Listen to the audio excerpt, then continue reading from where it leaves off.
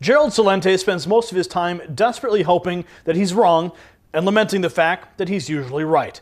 He is the publisher of the indispensable TrendsResearchInstitute, and since 1980, he has earned his status as one of the most successful and widely respected trends forecasters in the world. Unfortunately, his forecasts tend to be uncannily accurate, and his predictions are grim. It's important to understand that Mr. Celente describes himself as a political atheist. That is, he doesn't have faith in either major party or in any political figure. This gives him the freedom to speak the truth as he understands it without fear or favoritism. Mr. Celente, you've talked about two opposing trends. One is towards a global awakening and the other is towards a global war. Let's discuss the second of those trends first. You've said that the Third World War is already underway, but the Obama administration claims that we've turned the page on a decade of war. Is that true?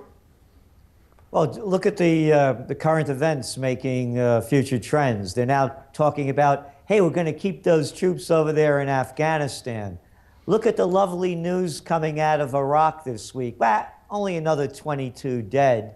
Hey, how about that nice war that the French is starting over there in Mali? Wonderful. Can't get over the French Sudan trip, can they? Had it between the late 1800s to 1960. And of course, they have uranium next door in Niger, and they just sent troops into there because, of course, from India and China, there's a fight for natural resources, and America's involved in what? 35 countries in Africa? Oh, how about the lovely wars going on in Syria? Oh, the war over there in Libya. Let's not call it a war. Let's call it fallout from, quote, humanitarian mission, a time-limited, scope-limited kinetic action. In the infamous words of James Carney, the carnival man for the White House, then that's what he called the Libyan war, and now all of North Africa is destabilized. How about what's going on in Spain as the people again hitting the streets because of another scandal of politicians screwing the people from the top with Mariano Rajoy and all of the money that's been flowing into their pockets, and now the people are out in the streets. How about what's going on in Greece? Oh yeah, wonderful seeing there. Happy daisy here again. Go around the world. Oh, how about Yemen? Let's not talk about Yemen. We'll only send Predator drones in there. And when we don't send them there, we'll send them into Pakistan. And if that's not good enough for you, why doesn't Obama send some more into Somalia? Oh yeah, it's peace on earth, goodwill to men all over the earth. Gerald, you said that we're going to see trade wars and currency wars. Could you explain what is meant by those terms and what will be the economic impact of those conflicts that you just mentioned? All things are connected. What we're doing, Gary, is we're seeing a replay of history. You know, the song's the same, the way they sing it has, you know, it sounds a bit different. The crash of 1929, the Great Depression, currency wars, trade wars, world war. We're playing it over now. The Panic of '08, the Great Depression. There's a depression going on in a lot of America. Oh, what was it, 100 and what? Was it 57,000 people or 195,000 people dropped out of the workforce last month? You know, look at what's going on again in Spain, in Portugal, in Ireland, in Slovenia, in Italy. There's depressions going on. Currency wars. We just got a new prime minister over there in Japan, Abe. First thing he did, he chastised the Bank of Japan for not making money cheaper and pushing more of it into the economy because he said there's a trade war, a currency war going on. Countries are devaluing their currencies with these record low interest rates so that their exporters could push more product out into the system. Same exact thing happened in the 1930s. Matter of fact, Japan led the charge back in 1930, I think 31, 33, when they took themselves off the gold standard and started printing cheap money so that they could lower the value of their yen, which dropped between 60% against the US dollar and 40% against the pound sterling, so that they could export a lot of product. Then the trade wars start. Oh, not only Abe talking about a currency war, so too is Mervyn King, who's the head of the Bank of England. Currency wars, he says, are going on. Oh, or listen to Mario Rajoy over there in Brazil. He says currency wars are going on. Now trade wars are heating up, because the lower you value your currency, the more your product you could export. And the Chinese are doing the same thing. They're just doing it differently by dumping money into their system and letting the banks keep loaning it out, even though they have a great failure rate. So that's what it's all tied together, because Gary, after the panics, the depression, the currency wars, and the trade wars, come World War. And World War is coming. Oh, I forgot the other one. Hey, Israel invaded Syria. That's right. Send in jets, bomb the military installation. It's only a foreign country. Who cares? So what does this all mean for? What does this mean for the average American with the currency wars, the trade wars, and the subsequent World War that we appear to be in now? Well, it means a devaluation and a debasement of the currency. So it's going to cost you more to buy everything, and what you have is a devalued dollar. So, for example, I've been buying real estate. Not any real estate. I'm in colonial Kingston, New York, and I bought some historic buildings, a 1750s building and a 1774 building.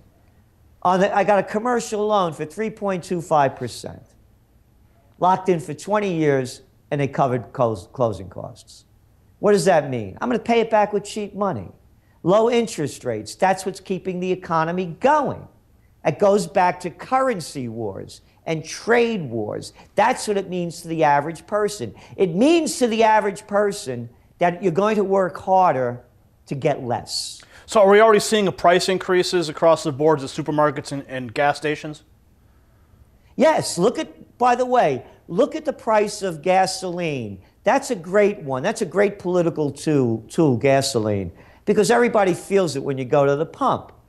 Oh my, holy Christ, this cost me $70, And what did they do before the election? Look at the chart. Watch April 2012.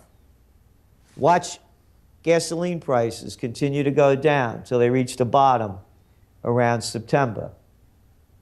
And they kept going down. And when did they go back up? Hey, December, son of a gun. Isn't that funny?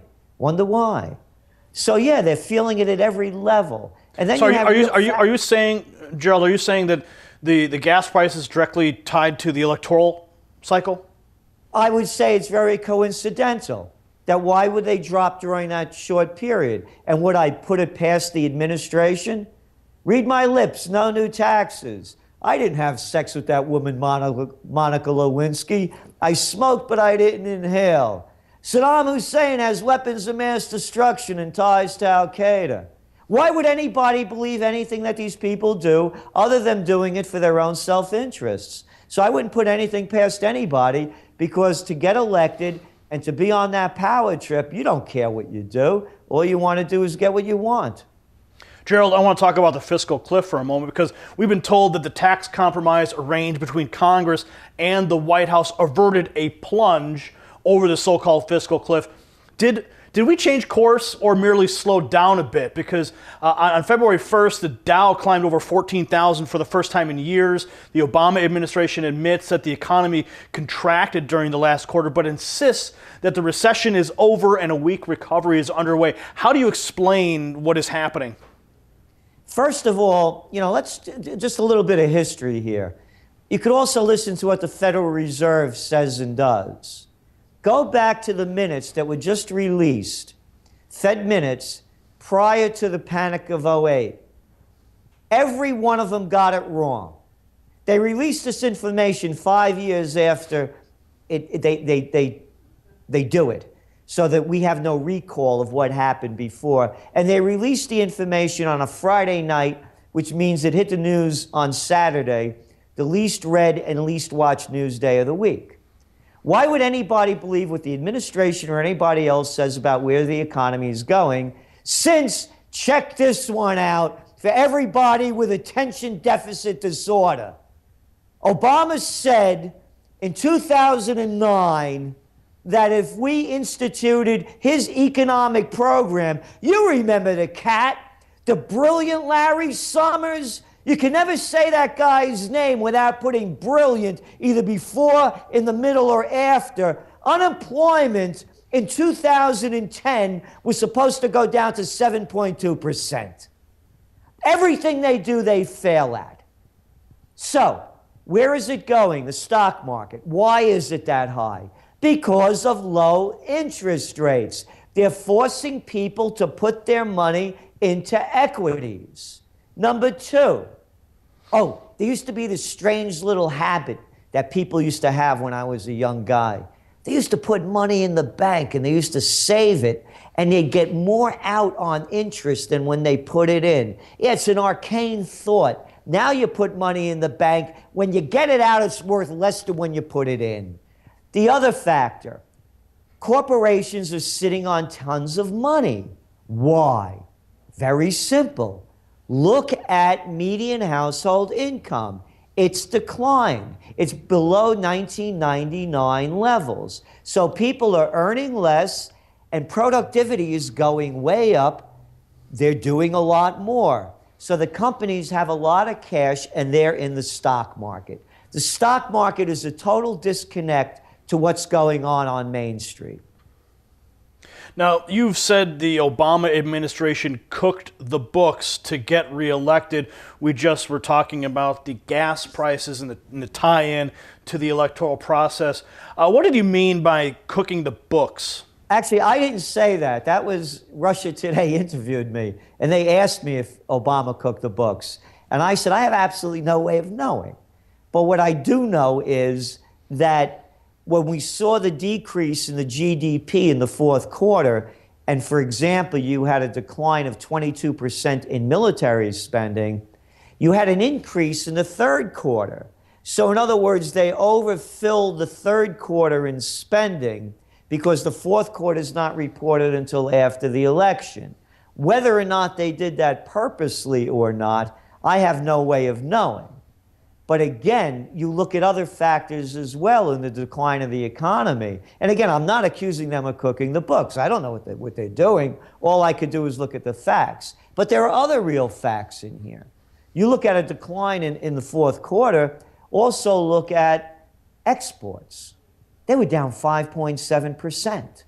So the economy's weakening on a number of levels. And Gerald, I'm sorry, go on. We do need to take a quick break here. And when we return, the Obama administration is openly campaigning to disarm the American public, albeit incrementally, beginning with a renewed ban on so-called assault weapons. We'll discuss this topic with Mr. Gerald Celente after the break. And we're back with Gerald Celente, the publisher of the TrendsJournal. Gerald, the PBS program Frontline recently aired a documentary entitled The Untouchables that described how not a single significant Wall Street figure has been prosecuted for the criminal misconduct that led to the collapse of 2008. Now we see that Mary Jo White has been appointed to head the SEC. Is she the right choice for the job? I think she's the right choice for the job, considering what the administration is and what the administration before this one was, and on and on. Somebody that will do very little to prosecute the real criminals and make a big deal about going after the small fish. And when you look at her track record, where is she now? She's with a white shoe boy firm. And her husband was also, it's a revolving door. He was, I believe, with the SEC before. So no, it's just more of the same. And just a different tune. So no, I don't expect anything from that. Why should anyone? I mean, Obama's been in charge now he's going on his fifth year, and as you mentioned, not one head rolled on Wall Street, and he had all this big talk about how he was going to clamp down on them before he got elected in 2008. And just to backtrack for something that just came back in my mind, you were talking before about the fiscal cliff. Remember Obama campaigned that he wasn't going to raise taxes against the working people? Now, Didn't they just raise the taxes and Social Security taxes? We all have to pay more. So again, why would I believe anything that these people do? And their interests are protecting, quote, the too big to fail. People call him a Marxist, a communist. That's not Marxism or communism. Merger of state and corporate powers, by definition, is called fascism. Too big to fail has destroyed capitalism. There's no such thing in capitalism as too big to fail. So Mary Jo White is just more of the same. Now, I want to switch to a different subject about the gun control debate, because the Obama administration is openly campaigning to disarm the American public. Do you believe that we'll see a major firearms restriction bill enacted this year or anytime soon? You know, I don't know, because you don't know whether other events may precipitate more action on this front. But I'll tell you precisely the way I see it, and why no matter what they do, that the only people that will lose are we the people. There are over 300 million guns out there. Who has them? You know, and who's going to get them? The people that shouldn't have them. You look at 80% of the crimes that have been committed with guns. Who has them? Unregistered guns by criminals. You look at every major tragedy from people that have slaughtered people since about the late 1990s. Every one of these cats are on some kind of psychotic drug. Every one of them, whether it was Ritalin, Paxil, Zoloft, this, that, or the other thing. This will be as effective as the government's war on drugs. Hey, only $1 trillion later, and a lot of innocent people packing up the prison industrial complex, and nothing has changed. Then you look at how wonderful the government was during Prohibition. Hey, that worked just swell. The criminals had the booze. The criminals will have the guns. To me, this is just more of a raping of our constitutional rights. And I never believed before that, you say, this is crazy. What are we need guns to protect ourselves from the tyranny of a government? And now I start to look around. Hey, how about the National Defense Authorization Act? Boy, that's American as apple pie. Founding fathers are probably turning in their grave. How about continued warrantless wiretapping? Hey, why not? Shouldn't they watch us? Because, hey, they're them and we're only us. And Gerald, which brings me to my next question, because at the same time, the federal government is working to disarm the public. Is it accelerating the militarization of law enforcement at all levels and buying huge amounts of hollow point ammunition? I mean, speaking as a trends analyst, what do these developments tell you?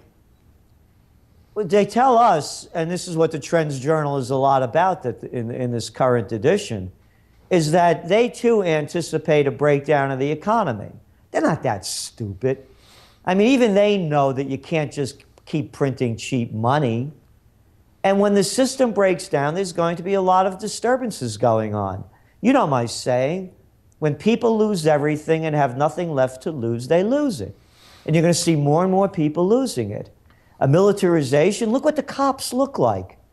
I mean, Hitler would have been proud of this group. You want to talk about an SS? I mean, you go to every little damn town around. There's SWAT teams. They're dumping all this money from Homeland Security and arming the police. Look what way these guys dress. I'm a guy that grew up in the Bronx. I mean, they never had stuff like this going on when I was a kid. And now that you go to a little town, these guys have enough, body armament to go through the Battle of the Bulge. So yeah, they're planning, as I see it, and as Dr. Paul Craig Roberts, the former Assistant Treasury Secretary under Ronald Reagan, who writes for us as well, sees it, it's a militarization of the United States in order to protect the administrations and the governments from uprisings from the people as the economy crashes. It's as old as history.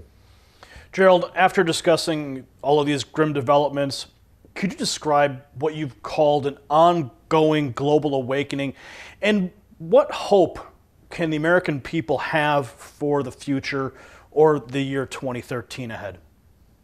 The Great Awakening happened in America prior to the Revolutionary War. What happened was, first it was a religious revival. The Puritans are the first group, they're really tight other religions start coming in and people get it. Listen, I don't have to follow your religion to gain salvation, if you believed in salvation. The second part of it was, and I don't have to listen to some church nobleman or hierarchy tell me how I should interpret the scriptures or how I should be, how I am responsible for my own salvation, no one else. It's how you live your life. That was the first part of it. The second part of it came from the writings of people such as Thomas Paine. And it was a realization that noblemen weren't better than anybody else. You know, their mother's not better than mine, you know, just to keep it equal, was the attitude. And King George III could go screw himself along with his lords and everybody else. This is America. All men are created equal. And it was a breakdown of that system that began the revolution. Gary, we've reached a new nobility. Turn on the TV, pick up the newspapers.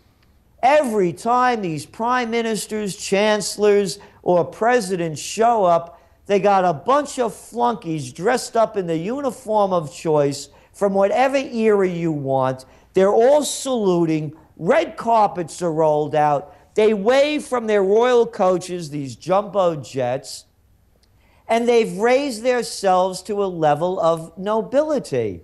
People are now revolting against that. They see the fallacy of it. To us, it's the beginning of a second great awakening. By the way, they just found the bones of, I think it was King Richard III from the UK, from England. Jolly old England. You know where they found him? They found his bones under a parking lot. Hey, take it easy, man. They're only bones. And people are getting hip to it. You don't bow to royalty. There aren't any. The royalty is within you. And that's what the Great Awakening is, and that to me is what it's going to take. When people rise to the highest levels within themselves, when they see the dignity, the respect, the passion and the courage that they have within themselves, they don't take crap from little flunkies dressed up like prime ministers, princes, and chancellors. And they take the future into their own hands. They're responsible for the salvation. I believe we're on the beginning of that trend.